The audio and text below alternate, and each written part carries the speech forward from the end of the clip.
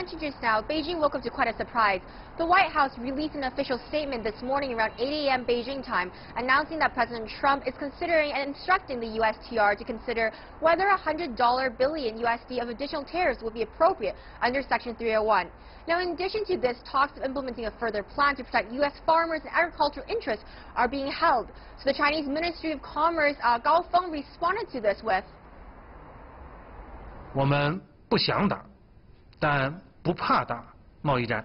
We don't want a trade war, but we are not afraid of it. Regarding the U.S. statement, we will watch and see.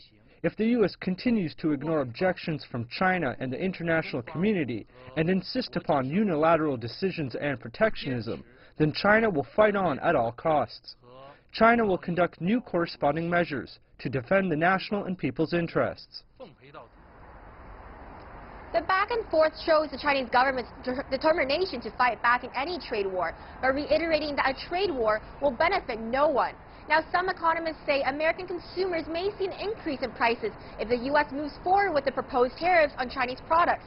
But other economists say that even if American consumers pull back on buying goods imported from China, the impact on the U.S. economy will be quite minimal. Back to you, Zhongshi. Grace, give us a review of how things started off and got heated along the way. Yes, well, things have been going back and forth for a few weeks now, and yesterday China said it has filed a complaint to WTO following the U.S. decision to impose steel and aluminum tariffs to protect American jobs. It is a response to the United States' proposed tariffs on Chinese goods. Now, the Trump administration has announced proposed tariffs on a list of 1,300 Chinese products worth about $50 billion. China said it plans to slap back $50 billion of reciprocal tariffs on about 106 U.S. import products in retaliation.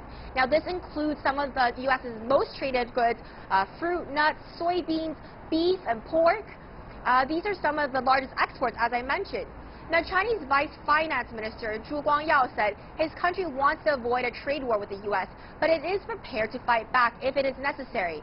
The U.S. claims China has no legal basis to retaliate against its imposition of global tariffs on steel and aluminum because they were implemented for national security reasons.